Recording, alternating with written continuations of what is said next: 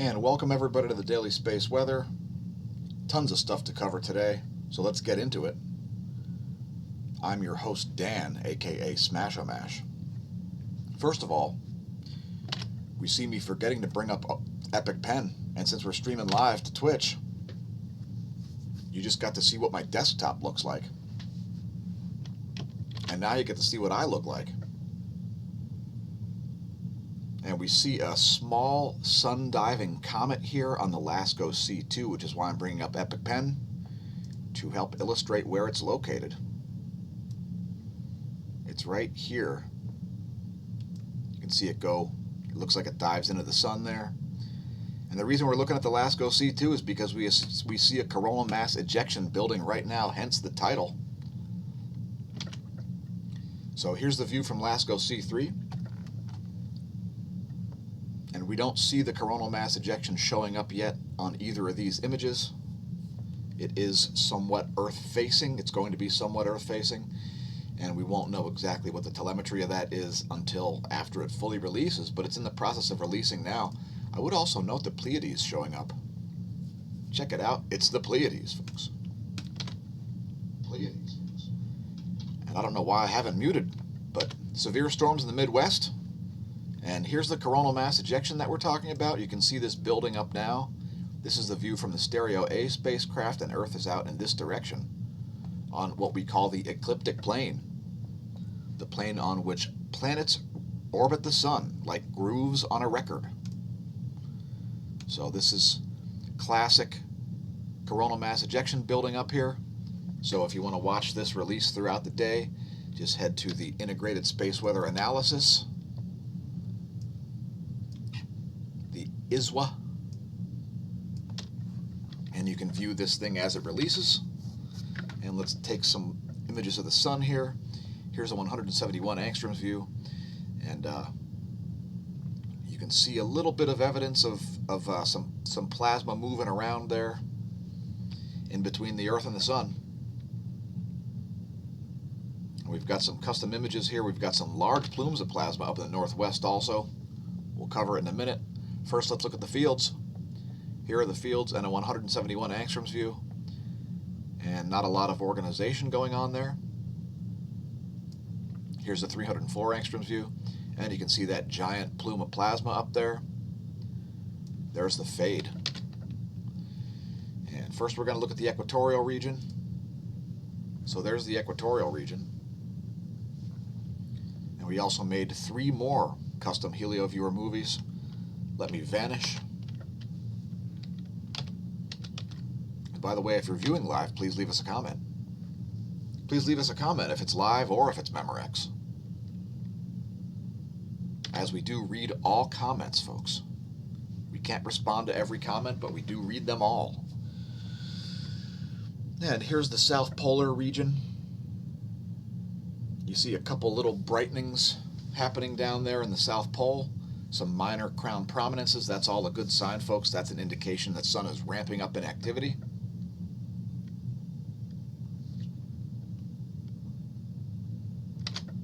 And here's the North Polar region.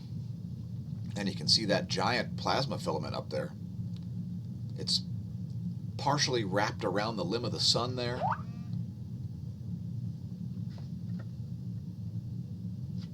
I'll let that play through a second time before we look at the 171 angstroms view of that same region. There's a 171 angstroms view.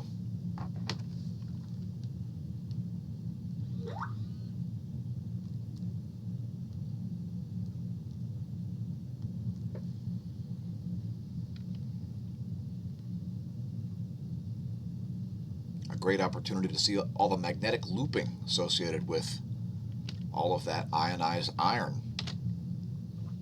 And next we'll look at the 193 angstroms view. Some coronal holes in the equatorial region there.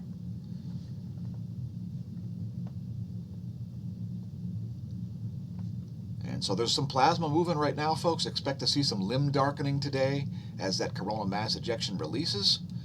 There are at least 2 different areas that are probably going to do a coronal mass ejection throughout the day today. And let's get back to data. KP index is at 2 currently. Let's hit refresh. It's at 2. Let's talk about Comet Atlas. Well, it refuses to die. It's not getting as bright as Venus or anything like that. But there's a story on spaceweather.com about it. If you want to read more about Comet Atlas, go have a read over at spaceweather.com. And the 10.7 centimeter radio flux has dropped back down to 68. There's the graph of solar cycle 24. And indeed the beginning of solar cycle 25, but we won't get into that today. Speaking of today, here's where the planets are today. There's where they'll be in 1 week on new moon, which is my favorite phase. What's your favorite phase of the moon? By the way, if you've got a low horizon and you're up before dawn like we are, doing live streams at 3:30 a.m. By the way, thanks for all the Skype messages, Kimberly. You should be able to see, if you've got a clear sky, you should be able to see Jupiter and Saturn very close to each other, as well as Mars and the moon very close to each other. So some interesting astronomical observations available there. GOES X-ray flux is pretty flatlined here, no surprises there, as we don't see any sunspots or significant active regions. Proton flux similarly flatlined. No surprises there. Next, looking at the real-time solar wind. And we see the phi angle shifting as we make the video. Current solar wind density 31 protons per cubic centimeter. So we just got a big density spike there, folks. At the same time, we saw a phi angle shift. So we see the density coming up from about 11 protons per cubic centimeter up to 31 protons per cubic centimeter. And no increase in the solar wind speed, really.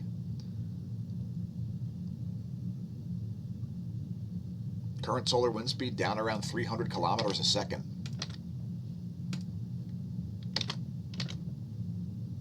And we're going to talk cosmology for a quick moment here.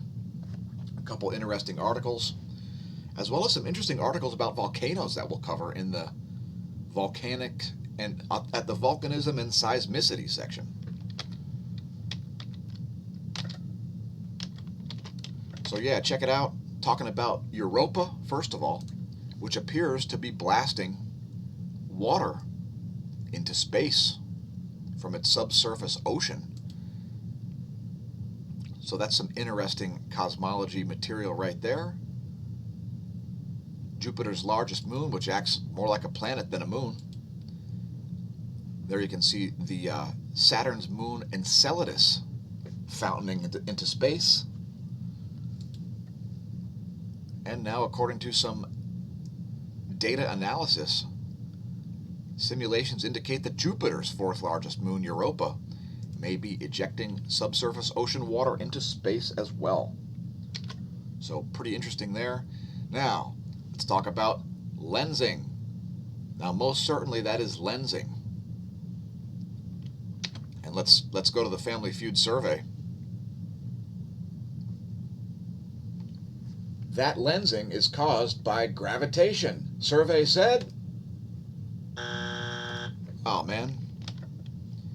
So anyway, my theory is that it's caused by the Faraday effect, which, by the way, Faraday effect is an interaction between light and magnetic fields in a medium, as we've got significant magnetic fields associated with these giant galaxies.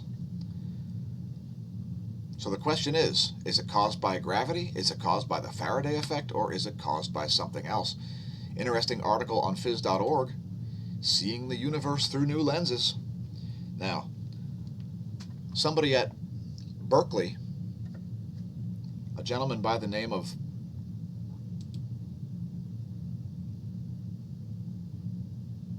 David Schlegel. I don't think it's David Schlegel. Anyway, basically what they did is they created machine learning here. Xiaosheng Huang, the study's lead author, using some Hubble data here to create a neural network, which is a form of artificial intelligence in which a computer program is trained to gradually improve its image matching over time. So similar to what we've done over on Zooniverse.org, they've trained the neural network to identify these type of lensing objects into 3 different categories. And so this warrants lots of study. Now, am I going to take portions of a lensed image and flip them around backwards and compare them to other sources, other portions of a lensed image? No, because that proves absolutely nothing. But we do see some interesting apparent lensing here. Please leave a comment if you believe it's caused by gravity, something else, or the Faraday effect. There's another very odd lens there. And I don't know why they colorized it, but hey, have a read. Take it with a grain of salt, or perhaps a truckload of salt. And have a read about the Faraday effect if you haven't already. And it looks like the Space Weather Prediction Center is back online here. We were having some problems accessing it during show prep. And I think it might still be broken, folks. Doesn't really look like it's loading. We're going to have to skip the magnetosphere movies for the day. Yeah, that's not going to load. Next, looking at the GOES magnetometer data. Fairly smooth here, and we are solidly in the South Pole portion of the current sheet. Here's the data from Gong 2. It's 2 hours and 4 minutes old. And you can see the entire current sheet shown in red, charged up by the south solar polar field. Here's the line of sight field plot. Keep in mind the magnetic environment can change with 0 warning, folks. Nothing to write home about there. Electron flux very low. There are the relativistic electrons. Here's the total electron content forecast. Very low levels of electron flux, as Earth's shields are largely down. And here's the GOES electron flux. And not surprised to not see this go any higher. We're going to see this continue to be created, especially considering that we see a solar wind density of 30 protons per cubic centimeter. Next, looking at the F2 ionosphere layer, the entire ionosphere. And we see some anomalies kicking up here, especially on the nighttime side.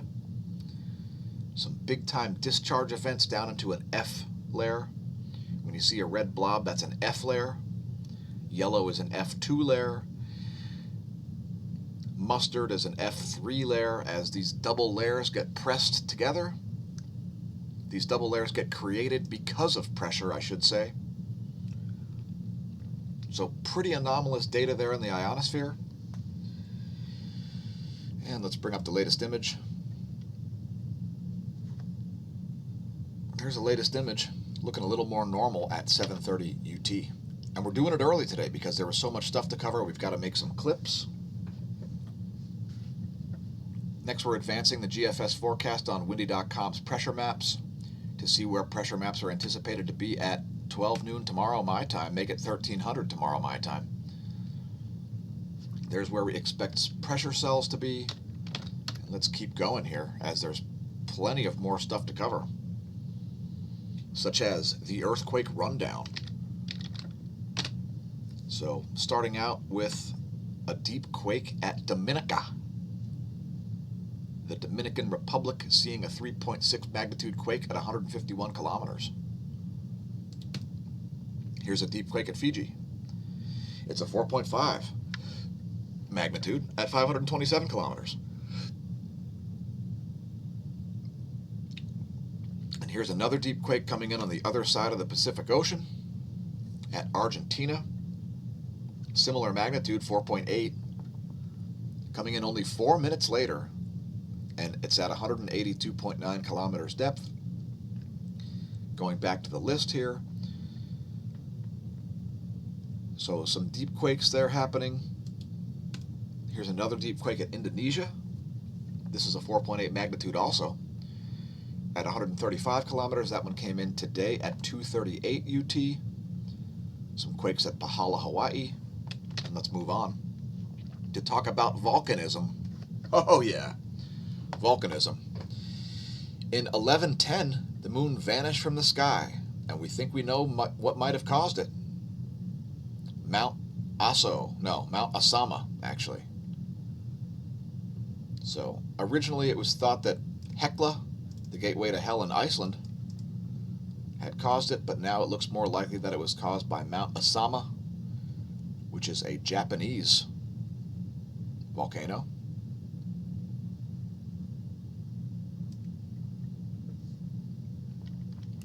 And this is just a fine example of how one volcanic eruption can shut down farming over a large portion of the planet. Most humans live in the northern hemisphere. And let's talk about another volcano story. Were you aware that the world's largest shield volcano, known as Mauna Loa, has been dethroned? Puhahonu is actually the world's largest shield volcano. As a new survey, only a little bit of it sticks out of the ocean, but it's big. It's a lot bigger than Mauna Loa. Mauna Loa is only 74,000 cubic kilometers, and this behemoth is 148,000 cubic kilometers, nearly twice the size. Puhahonu. Who knew Puhahonu was the world's largest volcano? Let's see which ones are erupting. Mount Abiko is. Flight level 10,000. Exploding is Dakono. Flight level 7,000 there. Sangay also exploding. Flight level 20,000 there, which I think that's an uptick. Flight level 21,000, I should say. I think that's an uptick at Sangay. Revenador has dispersed its ash. Please don't pole vault the caldera anyway. Slight downtick in earthquakes. In volcanoes. And now we've moved on to the spooky, scary section about the spooky, scary coronavirus known as SARS-CoV-2, COVID-19, the spooky, scary coronavirus. Bye. See you when you rise. Did you watch yesterday's Diamond Anvil? Well, we talked cosmology and some other things, so if you haven't seen episode 8, go check it out. We've made playlists for your convenience.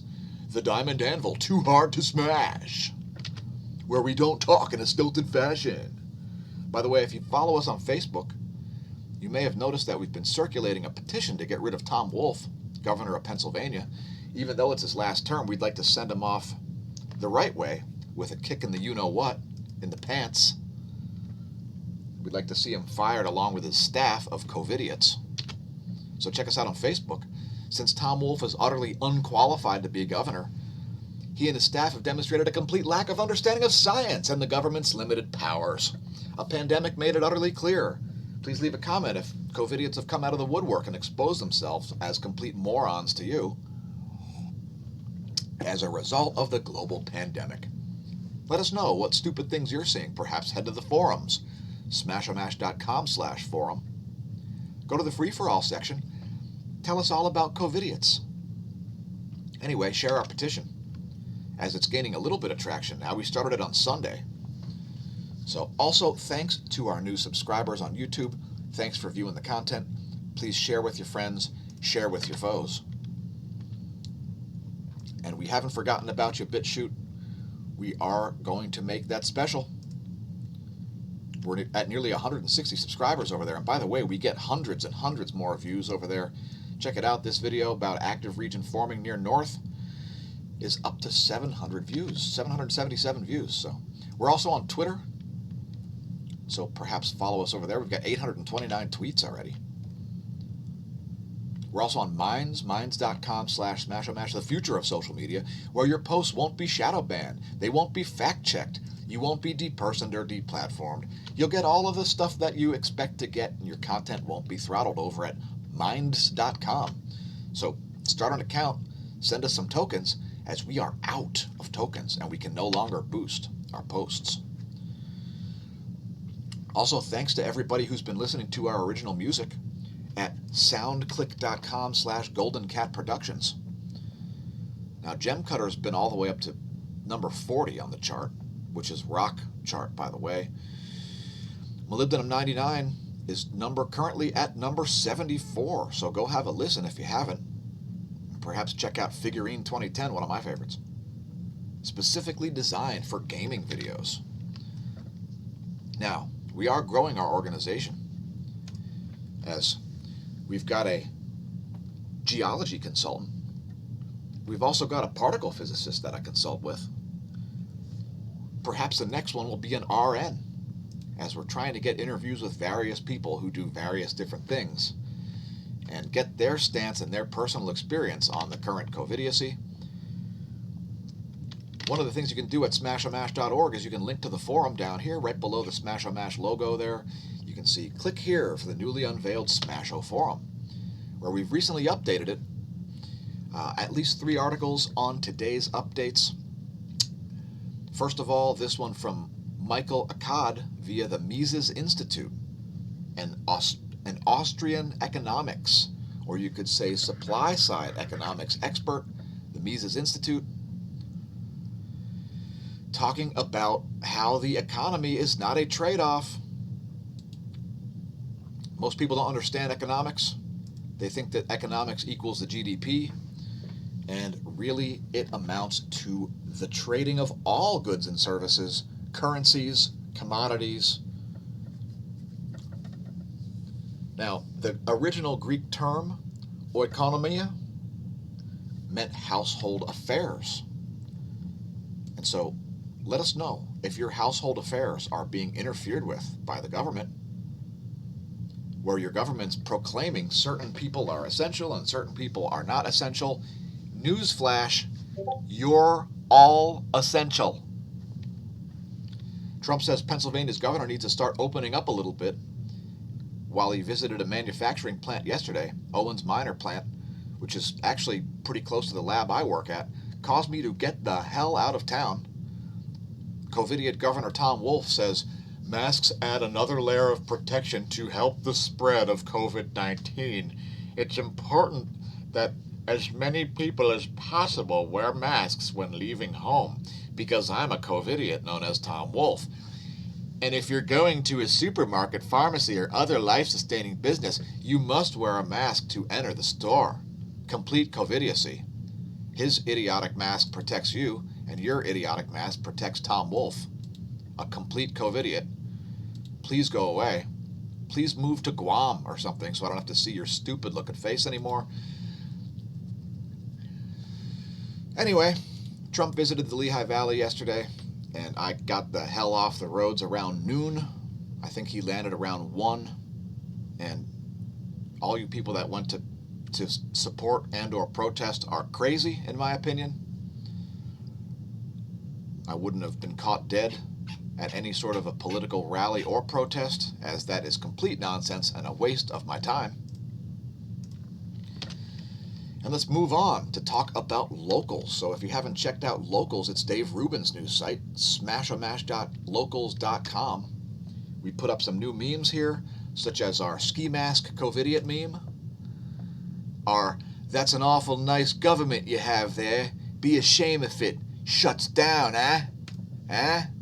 A government shutdown? Oh my gosh, I'm so scared right now that I bought a pallet of popcorn in hopes that the government will shut down."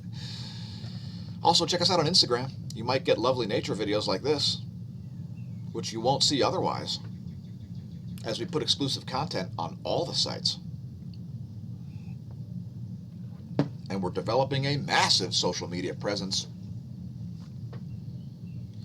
So, a little bit of foresty environment yesterday. It was quite lovely. So get out, as in get outside. Get out. Get outside. Next, looking at the jet streams. Back to data here. Here's the jet streams of the eastern world. And we see this extreme meridional jet stream flow. Once again, it looks just like a diagram of meridional jet stream flow. Also, we see a doubled up jet stream down here in the southern hemisphere. No surprises there. This is the norm nowadays. Here's the western world's jets. And we see some harsh weather hitting the U.S. First, we're going to look at water vapor maps for Africa and Europe. There are those. Water vapor maps for the Far East and Oceania. There are those. Next, lightning maps. To see a long string of heavy storms. And these are going to be moving quite slowly to the east-southeast throughout the day today. And let's see what's going on here. Colombia, there's thunder rolling in. Next time you hear thunder, check out lightningmaps.org. It's good times, and it could save you bacon. And here's the U.S. Doppler radar map, and you can see extremely harsh storms hitting Lake Michigan, Illinois, moving into Indiana now, northern Ohio. Missouri is going to get swept the whole state, and some heavy storms down in southern Louisiana as well. And it's going to be raining on me too, it looks like, as we're getting the leading edge of that system. And check out the sudden convergence happening over Kansas. That is looking harsh. And these are the kind of storms that can make giant hailstones and tornadoes, folks, as the convergence here is massive. The pressure gradient between here and here is going to be ridiculous. So we hope everybody's doing okay down there. Don't forget to put on your hard hats. Man, that is some harsh weather. Let's take a look at this system down here also near Florida, as there could be some tropical system happening down there. There's the current state of affairs. Looks like clear skies over Mothra's head today.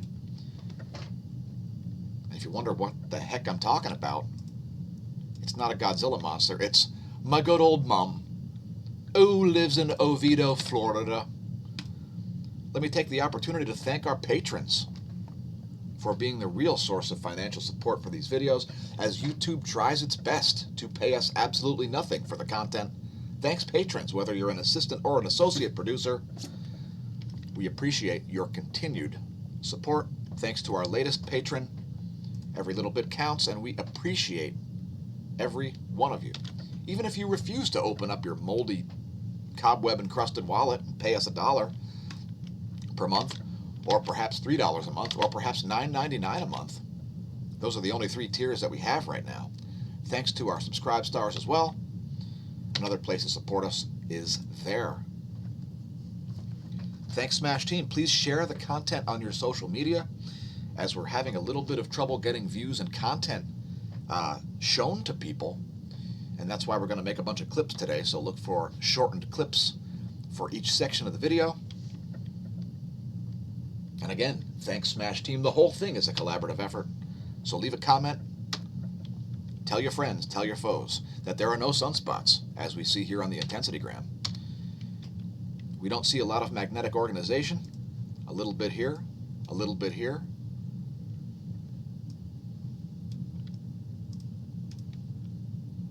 And a little bit rising, perhaps, up in this area. We'll keep an eye on. And when I say eye on, well, the pun is intentional.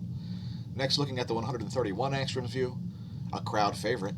It's a 48-hour image of the local yellow dwarf, courtesy of the SDO spacecraft. And now allow me to vanish.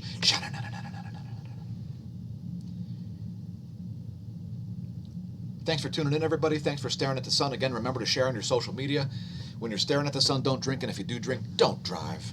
In fact, don't drive, period. I might be out there and I don't want to see you. But most importantly, welcome to the Neo Renaissance. And since it'll never be now again, may that solar wind be at your back and that covidiocy absent from the Milky Way galaxy.